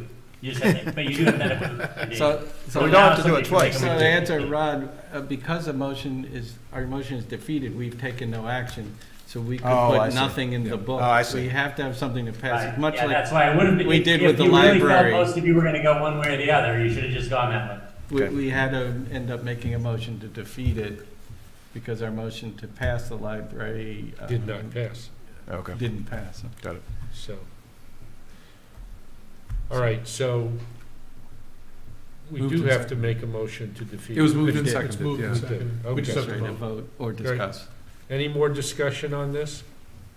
Let's move to a vote. If you vote Blum- yes, you're voting to defeat. Blumberg, yes. Bradley, yes? Dolan, yes. Leslie, yes. McMahon, yes. Shafford, yes. Moretti, yes. 700. Okay. So, let's see what. Let's go back. and So see. remaining, we have the operating budgets. That's it for page 1. Article 10, NONP, That's Thursday. schools. And 16. Article 16, Hakamaka Pond. Okay, on Hakamaka Pond, I received an email from Shelby today. She will be in on Thursday to discuss the fact that their committee voted 5-3 to appropriate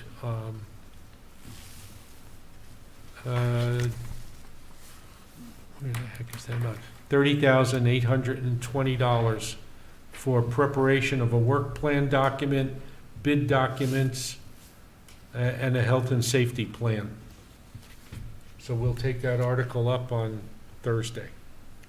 Do you think she'll be able to attend with the select board meeting getting moved to Thursday still, or? Well, I gave her that option. Okay. The only other option to do that would be Monday. Monday night. After. Or could she have somebody else come from her committee? Well, I asked her if anybody else would be joining her. Let's see what her response is. Perfect. And the other three articles we haven't voted are 32 through 34, where we need the planning board or Right. planner. Yeah, In So- 25. 20. yes, 25 is the Oh, sorry, water restriction. 25 water restriction. Yes. And 29. But we just. And, oh, We skipped 29 that is the 9 water restriction. 25 is the sewer system improvements. Oh, Oh, yes, right. yes. Thank you. We had Which one skipped over question tonight. on, Yep, Yep. okay. All right, getting there. we're doing well. Uh-oh. What? I thought that was another water joke.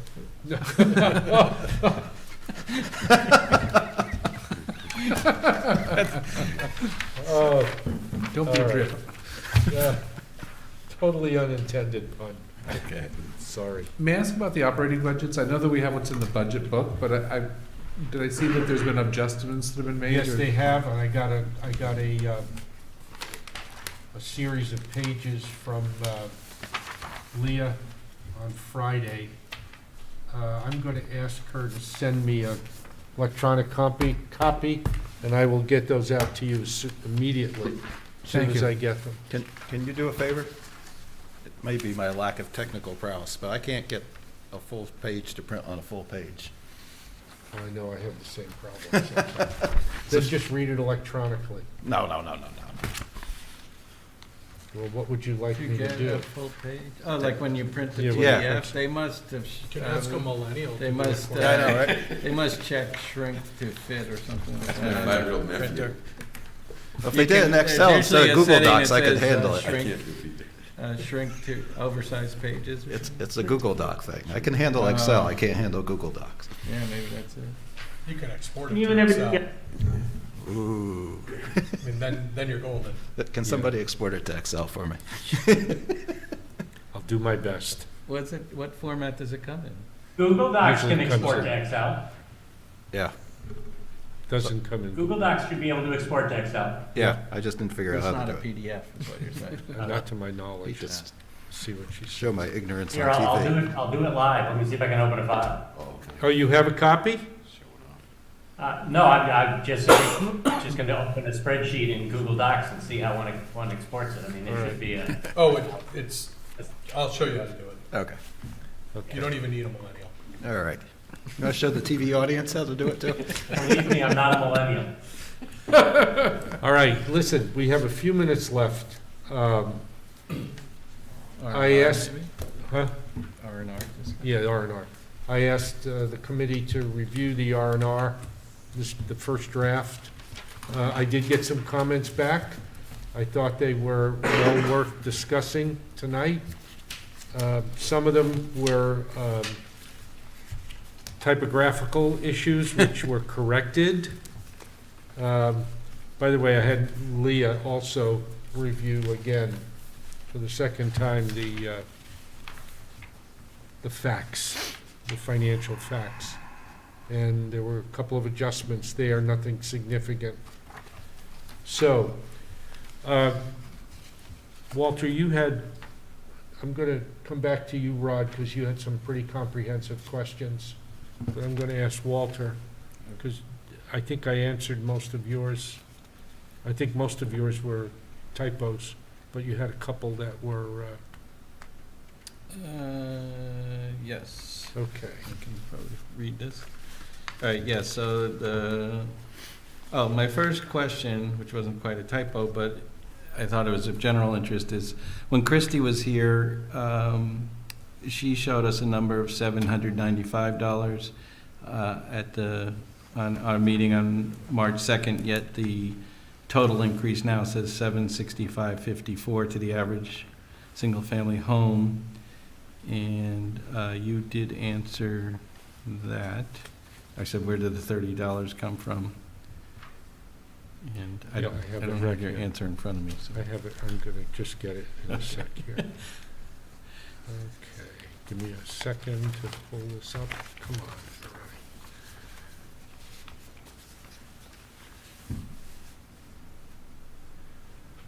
Okay, when the original and you know all the taxes are estimated, right? So in the course of pulling those numbers together, they originally started out with $833 and moved their way down.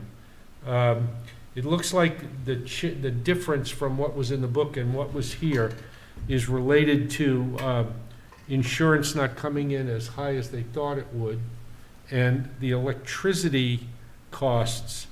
The rates are not permanently agreed yet, so it's an interim calculation of what the electricity cost may be, and that resulted in So it's- in a decrease. And Mhm. you know, that's going to change. That may change when they do the final negotiations on the electricity costs. They're waiting as long as they can before they jump in and make that decision to see if there are any downward adjustments in the rates. So, again, as we've had for the last couple of years at least, the taxes have been estimated. Sure. Okay? Go ahead. Okay, Paul. so then my next two were typos, as you say, or just mislabeling things, Cut and fiscal paste 23, issues, 24 yeah. kind of thing. My next thing of substance is, I suggest in the section under, that says what the, let's see, this is page 5 at the top, where we're talking about the estimated average house tax bills going up by $765, and there's a couple of footnotes there, or subnotes. I was suggesting a note 3, something like, the estimate will change either up or down with updated revenue and expenses, including articles approved at October town meeting. For example, at last spring ATM, the estimate was $1,097.88 increase, and the actual set in the fall was $731. And so I just think it's good to fair warn, because, okay, last year it went down, it could obviously go up depending what people want to Absolutely. spend money on or other circumstances. So that was a pretty dramatic change last year, $300 or $400 from ATM to fall town meeting, and I just think that's, in our recommendation worthy of pointing out. Yep, I've made a note, and I will add that. And my fourth item, which was that we had talked about, and it says in there that we would spell out the borrowing costs for the various borrows, one of which went away today. But for instance, the Hastings roof design of $504,000 would have an annual tax fee of $4.73. The library repair design of $360K is $3.38. These are based on the 3% 20-year that we cite in our book. Should be 4.5%. Although she just said that they borrowed at 3, but if it should be, then those numbers should go up. And then our recommendation in the back there should change. Our rule of thumb, Yeah. on the Yes. rule of thumb page should change. Yeah, she actually made that Okay. correction from 3 to Perfect. 4.5. And so, for instance, the water treatment plant would be about $60 with this number, but it would probably be more at 4.5%. Well, are you suggesting I put a table like this in there? I'd rather not. No, I don't know where we put it. I didn't remember. I didn't go back and figure out where Yeah. we put in, like where we said the library would be an extra this much or something. Was that just in Right. our general thing, or did we put it in the I think article? I thought that it was in the shows up in. Was it in the article? No. I thought it was below the articles where we have our votes. Probably have it here. Could be. Special fall town meeting. Does anybody Yeah. remember the article number? It was late, We'll right? give you a chance to look. Here it is. I can probably find it quickly in the index. Town seals, before town seal, wasn't it? Library is Article 15. I don't have the special, the second meeting, I have the first meeting.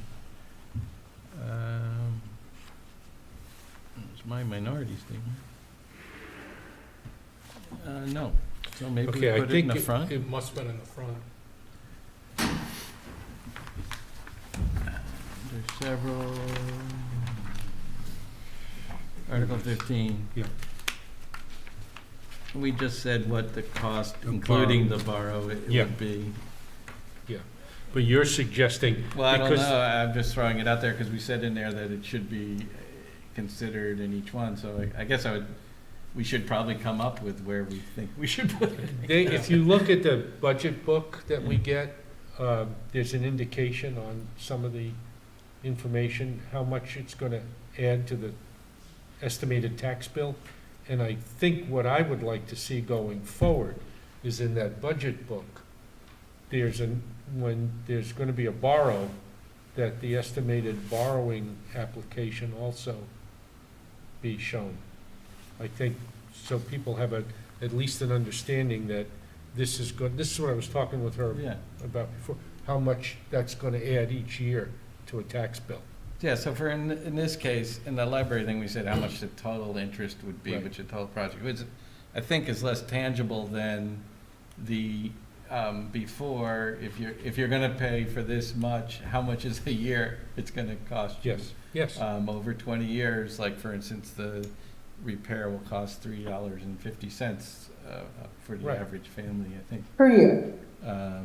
For the borrow articles, but I'm not sure, I don't know that that chart is, I just did the chart because I could calculate them all in one spot, not that I thought a chart should go in No, here. I think a chart, And maybe most of these are so small, except for the $6 million one, it's not, well. and that's not probably correct, because We'll go to, that one is Sewer. water, so it's Or just water, to the yep. water people. Yep.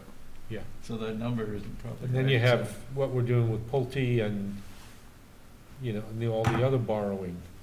So I think as Well, long the as, Hastings, Hastings, that'll be a that's gonna borrow. be a borrow. yeah, no, Maybe we we- don't have the number for No. that. But we will, but presumably we will. But not in time for the book.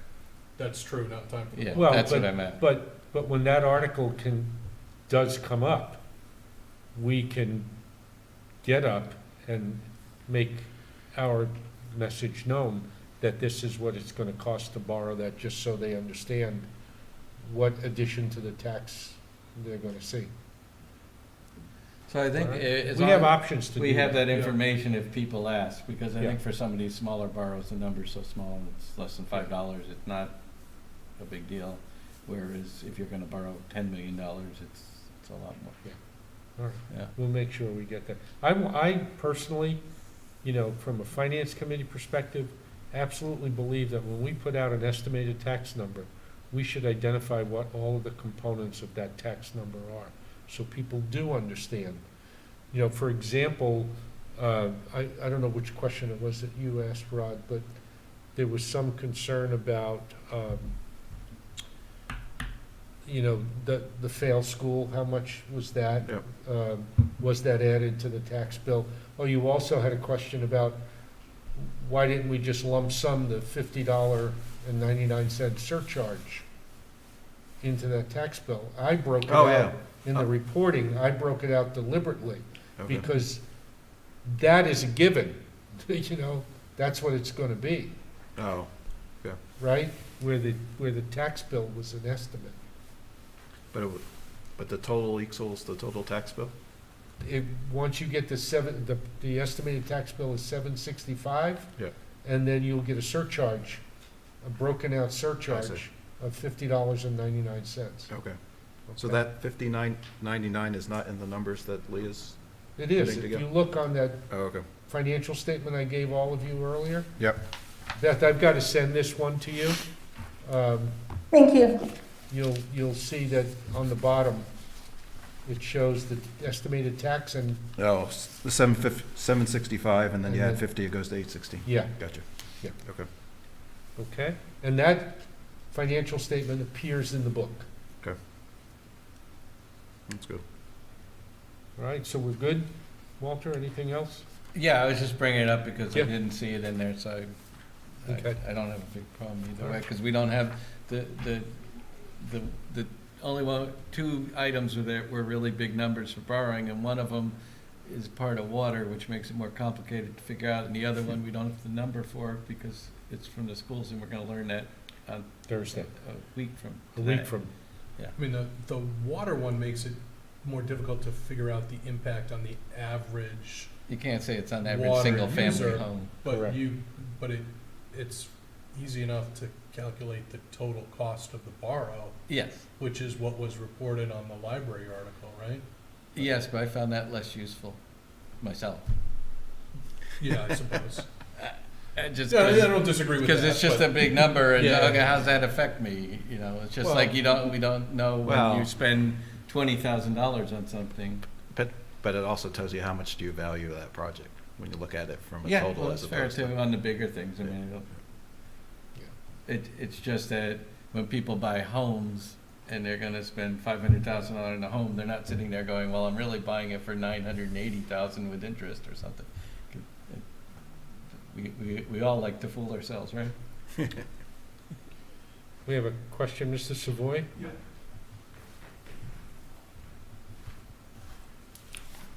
I wanted, Wilfred Savoy, 41 Chestnut Street. I wanted to get clarification on the town meeting handbook dealing with the Advisory Finance Committee. Section 4 talks about the committee shall give a report thereon to the town meeting and make such recommendations as it deems best in the interest of the town and the citizens. And I just wanted some clarification on from the standpoint of the Finance Committee, when do you see an obligation to give an explanation on a particular warrant? I mean, I've asked on a couple of occasions to get feedback from members who voted in opposition. In other words, it was 7-1 or whatever. And I think it's important to hear the minority opinion as well, so that you can make an informed. What's the interpretation of the committee in terms of that making a report Well- on a recommendation, basically? I think you could look at it from a number of perspectives. If somebody feels very strongly, or a minority of the committee feels very strongly, they can put a minority opinion in with the vote in the, okay? And they're always free to stand up at town meeting and indicate if it's let's just say it's 7-1 or 8-1. That one person is always free to stand up at town meeting and say, I was the vote against this and here's why. And absent that, I mean, the folks in the audience can always refer to any time to the recordings of the meetings that are on YouTube and hear the discussion and understand why a person voted no. Or the very well-done meeting minutes. Oh, the very well done meeting minutes. I think in the specific case you're referring to, one of the people who had voted no, I don't think was there, and the other one didn't want Correct. to make a statement. Right. So I that, remember we that. can't really force somebody to make a I mean, there's, statement. if I may, there's a couple of articles that are coming up that strike me as needing to have some discussion from the Finance Committee, the ramifications of it. The stormwater, although it was an 8-0 vote, 0-0, it means an additional amount on the tax rate. Again, the library is another one. Well, that stormwater will be a separate fee, but will- it is still a tax, if you want to look at it that way. Okay, All right, it's still coming out of the same wallet, yeah. but it will be a separate, my understanding is that you will be billed for stormwater much as you are billed for water and sewer. Okay. It's an extra And it- charge, Yeah. And it was a 7-1 vote, not an 8-0 vote. Okay, Yeah. yeah. That's right, Okay, that's my Yeah, point. and, Thank- and I think you'll see it in the R&R, the report and recommendations that we'll publish. But one of our members brought up last week, and I made sure I included it when I did the draft, that a lot of what we hear information in multiple meetings from multiple sources. And it may not, we may already be taking that on board unspoken when we have our discussions. I understand. So, Okay, Okay. thank you're you. welcome. Okay, Rod? So, being this the first year on the Finance Committee, the big thing we haven't discussed yet is the overall budget. And my reaction to seeing the tax bill go up another $750 a year is horror. And I don't get that same reaction from this committee. I just wonder if we think that's too much, how do I deal with it in terms of, we're gonna go through the overall budget. It has a lot of different things in it, and they've been very well represented. And I strongly appreciate all the effort that goes into these articles, and the budget, I mean. But if we want to lower that, I'm making up a number, 5%, just because at some point we have to recognize how much we're willing to spend as a community. How do we deal with that? You talked to Christie earlier in the process and asked her to do it when he has time. And ask what, Beth? And asked her to do it much earlier in the process. Because that's cutting I'm going to be horrible here and saying, that's cutting a police officer or a vehicle or a whole project, depending what it is. Well, we need to be a little careful. We need to be a little careful, too, about where we interject ourselves. We've had these conversations before where part of where we were getting was getting into operational issues. Right? We pay a lot of money to hire some highly qualified people to run the departments. Personally, I'm not in a position to tell police or fire or DPW or any department how to run their operation. We're an oversight, and we could legitimately ask questions, but when we get to the point where we're stepping over an imaginary line where we're telling them how to run their business, I don't think that's appropriate. That's my personal feeling. It's not, Andrew? Maybe I'm just misunderstanding the take on this, because I don't think, I would agree with you entirely. It's never been in our position, unless there's a warrant article that says, let's hire one person, for us to say, I disagree, we shouldn't hire that one person. Take the police cruisers.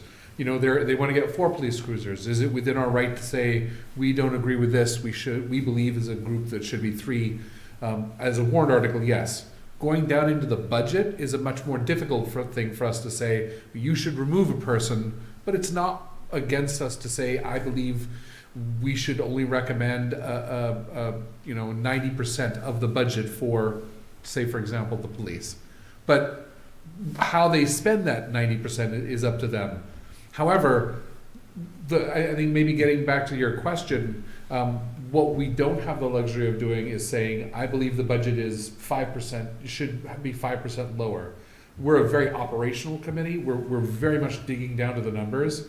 So while we may have that opinion, I think it's beholden upon us as an individual, if we feel there's a place, sure, you can bring it up earlier. Sure, you can vote it, but you have to vote against something that accounts for that.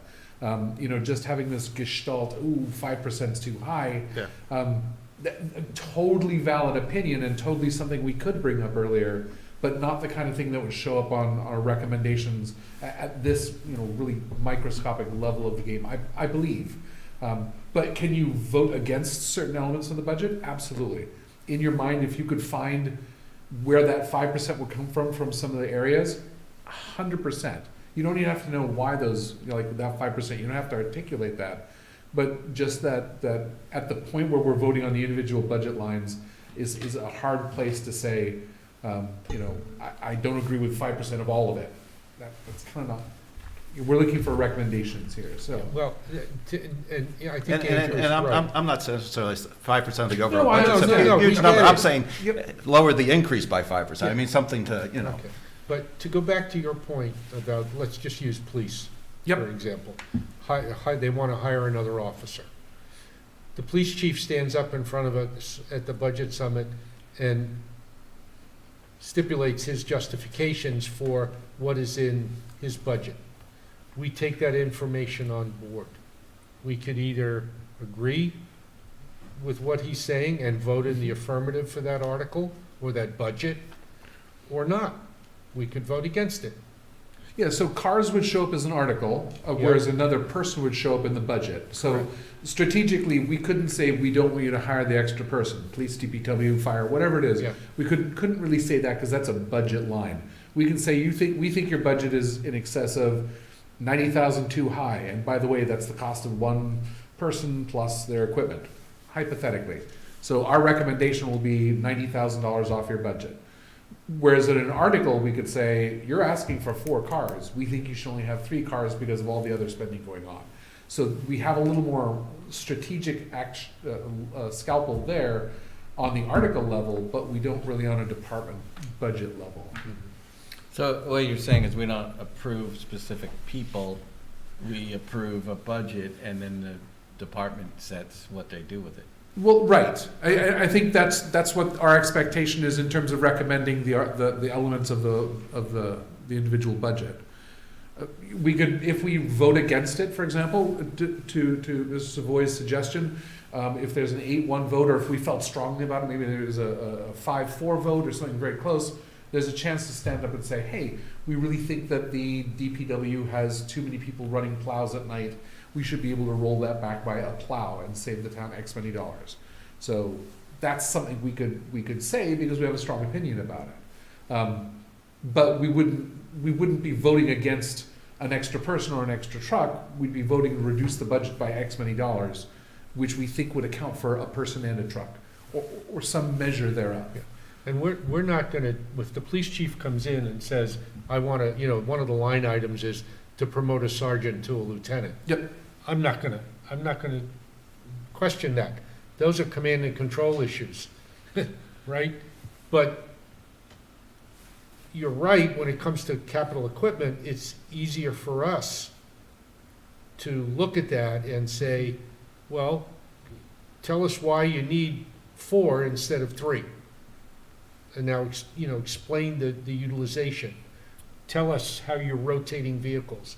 Explain what's going on on the night shift. We had a conversation last year with the police chief about coverage on the night shift because of some requests that had come into the budget. So, I think you're correct in what you're saying and what Walter is suggesting, that we're voting on the budget overall. We're not being specific about the details in a particular budget, unless we feel that there's.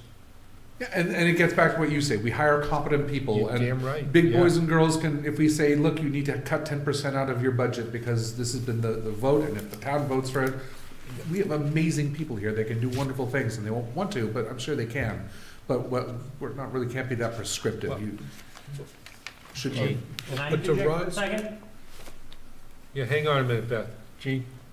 To Rod's question, though, while it might be pretty late in the process for him to do this and to gain support from other committee members, could he make a motion that, if you want to cut out 5% of the increase, what is that, less than 1% of the operating budget maybe? Could he make a motion? But that's not really a motion for anything in particular, because the 760, let's imagine 10% to keep around numbers.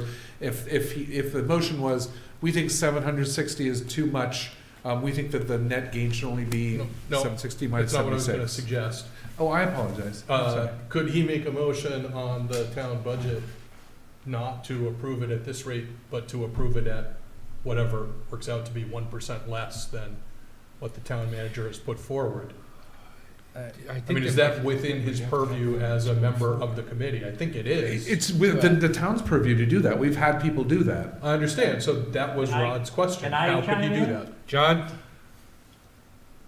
Yeah, I just want to make it very clear that, I mean, this topic comes up on a regular basis. It comes up not only on the finance committee, it comes up at town meeting. And I just want to interject a few things. The way the town meeting works is that we vote on very specific motions. So there is no single motion to say cut the budget by N% or increase the budget by N%. With the way the budget is done is that we read each line item independently, each one can be questioned. The finance committee can make any recommendation it wants on any of those line items. So if the committee wants to discuss which line items they may want to increase or they may want to cut, they can do so, just as any voter can do so. Just as any article you can make things. So, and also I wanted to make it clear, except for the school committee where there's a single number, every other department pretty much has a salary and wage motion and it has an expense motion. The town meeting doesn't vote on how to spend money in those buckets. Think of them as buckets of money. And if someone wants to either increase a budget or decrease a budget to somehow change the way the budget reflects the priorities of the town, the way to do that is to either make a motion to increase or decrease the recommendation, is to recommend a specific dollar amount. And so that's the way to do it if people want to do it. I know everybody always wants an easy out, like let's just cut the budget by 5%, but that's not the way town meeting works. The way town meeting works is that if somebody wants to make an effort to cut or raise a certain amount of the budget, they have to find the places to do that. And if somebody wants to do it evenly, then this committee or somebody would have to make a motion on every single line item to decide how to do it, and then the town will vote. So it's an interesting question, and there is a process for doing what wants to be done. But it's not a simple case of let's just decide what the budget should be and then go from there. Every single line item in the budget needs to be acted on independently, although we do it in an efficient manner by having some question and not question. So this comes up, so I'm not being critical of anyone, this comes up, every once in a while for how does one actually make systemic change, and that's the way to do it. So I just wanted to make it clear. John, just to be clear though, too, in the book, the budget numbers that there is the AFC recommended budget, not the town manager's, is that? That's Right. what it looks like The from budget last year's article- book. So if we Budget decided, article, Votes. yeah, the so, number I read is the number recommended by the advisory finance committee.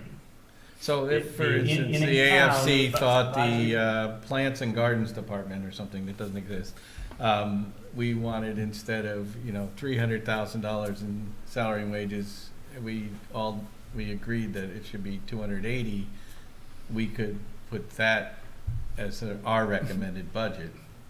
But that's pretty in-depth it's hard because I think in many cases I'd be uncomfortable knowing enough about specific departments to make all those kind of recommendations.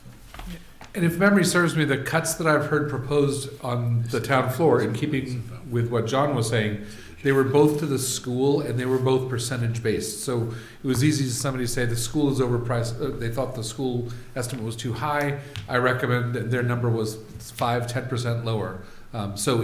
John, if I represented it as cutting entire swaths of the budget, 100% mistaken, 100% misrepresented. It was both of them to the school, and they were just very large numbers because people were choosing a very large number to have a discounted amount from.